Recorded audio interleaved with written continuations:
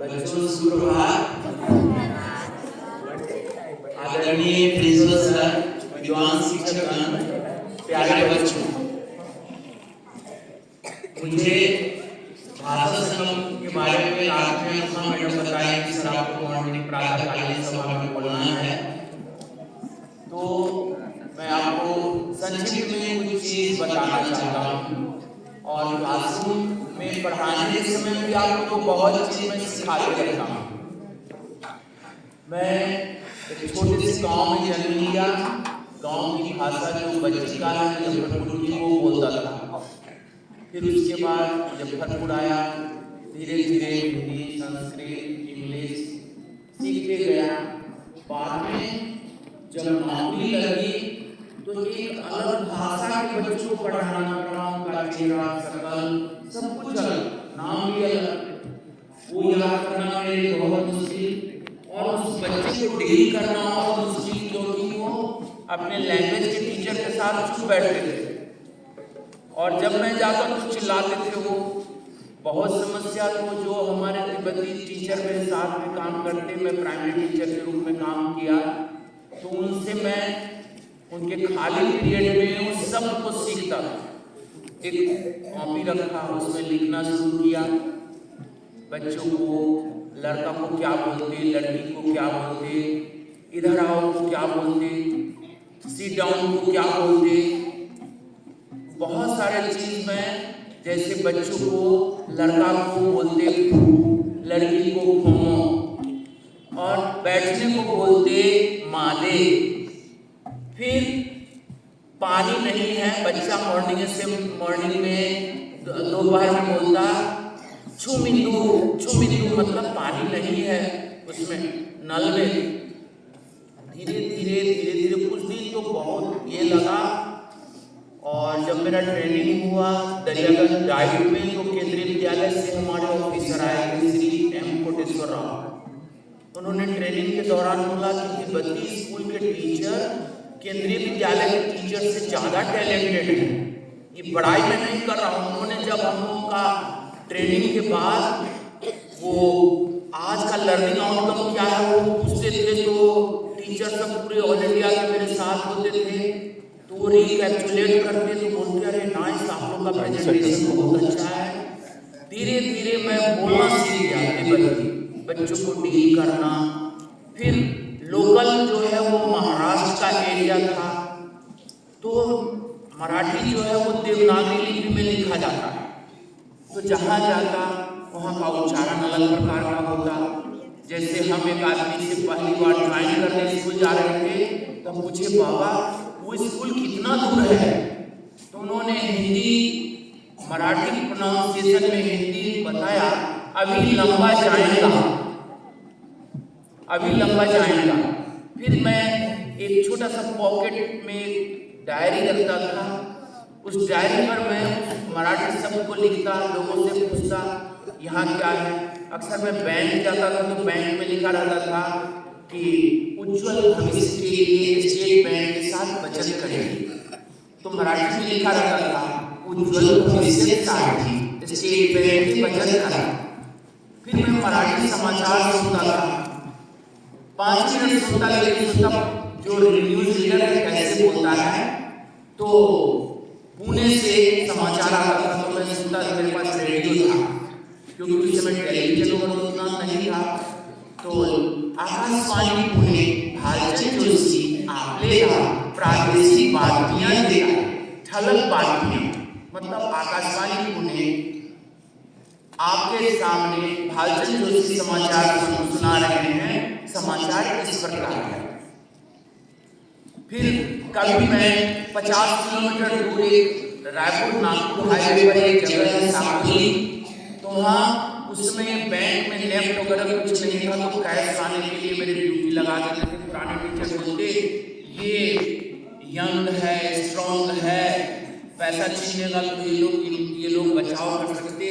हमको हमने कभी 3 लाख रुपये देखा नहीं, 3 लाख रुपये 2 टीचर को ड्यूटी लगा जाने के लिए एससीआई साकुली।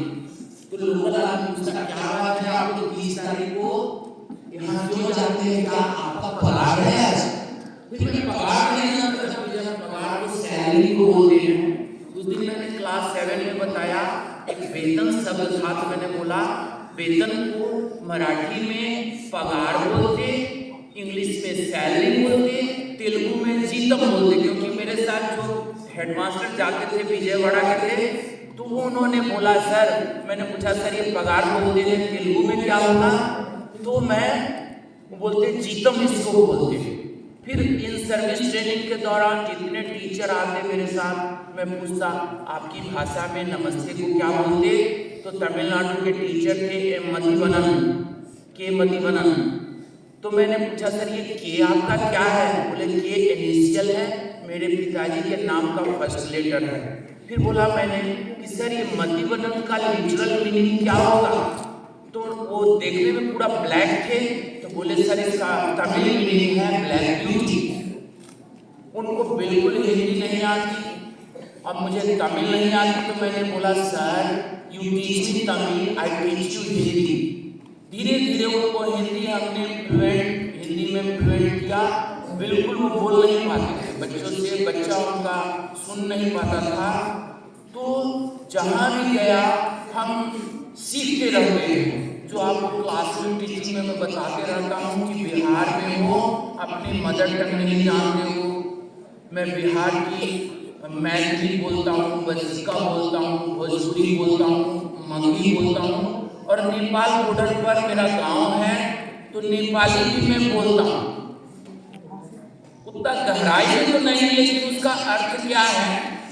तो एक दिन मैं पशुपतिनाथ दर्शन के लिए गया, मेरे साथ एक तमिलनाडु के मेरे मित्र थे सेंट्रल बैंक में अफसर। बोले sir I don't know Hindi, तो मेरे साथ आप मुझे पशुपतिनाथ लेके चलिए।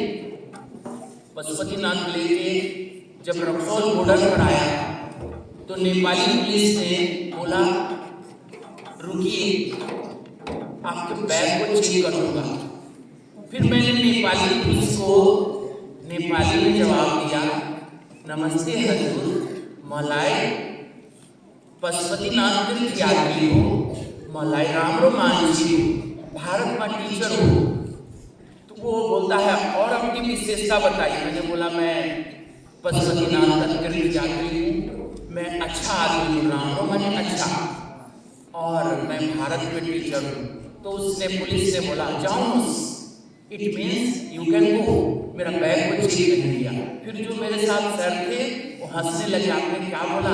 मैंने बोला सर सिंपल चीज सीखता हूँ। हमने उनको बोला मेरे बॉडी चेक करने से आपको कुछ भी नहीं मिलेगा, मैं एक साधारण आदमी हूँ और टीचर हूँ, मैंने कोई देश के अहित में काम नहीं करता। तो हम जहाँ भी जाते हैं भाषा आपको सीखना पड़ेगा। छोटे मेरे गाँव में पढ़ा लिखा गांव है, तो एक बच्चा का पिछले साल एक संस्कार हुआ, तो हमने पूछा थर्ड लैंग्वेज क्या पढ़ते हो? तो बोला फ्रेंच पढ़ा। तो फ्रेंच में नमस्ते को क्या बोलते? तो उसने बोला बोंजोर। क्लास में आप लोगों को कभी कभी कहते रहता हूँ कि पढ़ने का लर्निंग आउटकम है। आप धीरे धीरे कोई भी लैंग्वेज और जो साउथ की जो भी भाषा बोली जाती है उसमें संस्कृत के शब्द जिससे आप भागते हैं संस्कृत पीरियड में कि हमको संस्कृत नहीं सीखना है, लेकिन आपको उस समय पता चलेगा जब तमिलनाडु में बैंक में जाकर काम करना पड़ेगा और आप साइलेंट होकर रहेंगे कि आप मैं क्या बोलूं, लेकिन आपके अंदर लर्निंग की क्यूरियोसिटी को बढ़ाना है, उत्सुकता को बढ़ाना है कि हमको अपने सर्वाइवल के लिए लैंग्वेज सीखना है। और जैसे जैसे आप सीखते जाएंगे तो आपको कोई पकड़ नहीं पाएगा। मेरे साथ art teacher Sangeeta Pratap madam थी, तो मैं मराठी में गीतांजलि सुपरफास्ट का प्रसारण सुनाया। संगीता मैडम नागपुर स्टेशन में गीतांजलि सुपरफास्ट मुंबई से हवा जा रही है, क्या मैं आपको मराठी में बताऊं? तो बोला मेरी भाषा क्यों सीख लिया, तुम तो बिहारी हो। मैंने बोला बिहार में क्या संविधान में बाबा साहब अम्बेडकर ने लिखा कि बिहार के लोगों को मराठी नहीं बोलना है, ये मेरा अधिकार है सीखने का। मैं बोला सुनाओ, कहाँ सुनाओ? तो गीतांजलि सुपरफास्ट मुंबई से हावड़ा जा रही है और 2 नंबर प्लेटफार्म पर आ रही है। तो मैंने सुनाया प्रवासी लक्षेधारी नागपूर स्टेशन में प्रवाशांचे स्वागत आहे. गाडी क्रमांक 2807 मुंबई हावड़ा गीतांजली सुपरफास्ट थोड़ा वेळ प्लेटफॉर्म क्रमांक 2 पर आली आहे. तो बोला कि 95% करेक्ट है, 5% आपका अशुद्धि है. तो मैंने बोला वो तो रहेगा क्योंकि मैं दूसरे लैंग्वेज को सीख रहा हूँ, अर्थ को समझ रहा हूँ, तो इसमें बुराई क्या है. तो आप लोगों से यही कहना है कि जो भाषा उत्सव केंद्रीय विद्यालय आपको तरह तरह के डोज दे रहा है, जैसे आपके जन्म के बाद आपका पोलियो कार्ड बना, इम्यूनाइजेशन कार्ड बना, और आपके बॉडी की प्रतिरोधक क्षमता को बढ़ाने के लिए तरह तरह का डोज दिया गया, तब आप इतने बड़े हो गए. तो हमको भारत देश में रह करके लैंग्वेज को सीखना है, उसमें बुराई नहीं है. आप जहाँ भी जाइए वहाँ रिस्पेक्ट के साथ उस भाषा को सीखिए. और मैं बार बार आप लोगों को बोलता हूँ कि छोटा एक पॉकेट डिक्शनरी रखो, जहाँ भी विजिट करते हो उसको नोट करो, 1-2 बार अभ्यास करो. तो धीरे धीरे जैसे मुझे अंग्रेजी में क्लास 6 में ABCD सीखा था, और प्राइमरी में जब कुछ दिन के बाद मीडियम बदल दिया तिब्बती विद्यालय में, अब मैं प्राइमरी टीचर अंग्रेजी बन गया. मेरा in service training course Delhi में हुआ, NCERT में 21 डेज वर्कशॉप हुआ, मैसूर में मेरा 10 दिन का प्रोग्राम हुआ. तो कॉर्डलेस स्माइल से मैडम सब हैदराबाद की रिसोर्स पर्सन सब आकर के अंग्रेजी पढ़ाती और बिल्कुल हिंदी नहीं बोलती.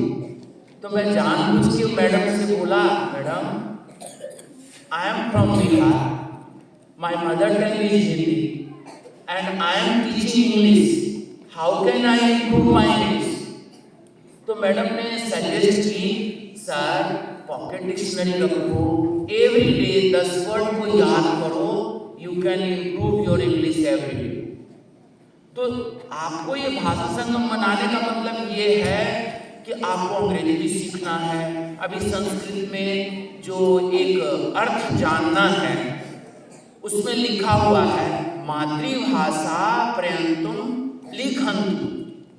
वो चैप्टर खाली रह जाता है क्योंकि आप घर में मातृभाषा बोलते ही नहीं है, आपको शर्म लगता है. जब से मैं पूछा आया हूँ, चाहे दुकानदार मुझे हिंदी में जवाब दे, मैं अपनी भाषा में बोलता हूँ. मुझे गौरव लगता है कि मैं इस एरिया में हूँ, मैं हिंदी क्यों बोलूँ. तो वो भी सही हो रहा है. तो आप लोग अपनी मातृभाषा को भी सीखिए, ये बहुत जरूरी है. किसकी कब जरूरत पड़ जाए तो आपको सीखने से आपका काम आसान हो जाए. तो अभी हम आपको गुड मॉर्निंग के बारे में बता रहा हूँ कि गुड मॉर्निंग में बांग्ला में बोलते हैं गुड मॉर्निंग को शुभ सकाल, तमिल में गुड मॉर्निंग को बोलते वनकम, कन्नड़ भाषा में नमस्कार, उर्दू में तो सबको मालूम होगा अस्सलाम वालेकुम. तो इस तरह आप धीरे धीरे बहुत कोई लैंग्वेज को सीखने के लिए आपको थोड़ा तत्परता दिखाना है और आप बहुत अच्छा कर सकते हैं. क्योंकि बिहार से माइग्रेशन होता है लोगों का, तो लैंग्वेज इश्यू आता है कि अरे बिहार का है, इसको ये लैंग्वेज नहीं आती है. तो आपको देख करके लोग हंसेंगे कि इसको ये लैंग्वेज नहीं आती. ये फील नहीं होना है कि अभी से पढ़ के जा रहे हो. जी सर, हर लैंग्वेज को सीखना है, जुड़ गया सर. और आप लोगों को मेहनत करके रहना है, सीखते रहना है. इसी के साथ मैं राशि सर के पास धन्यवाद. आपका दिन शुभ.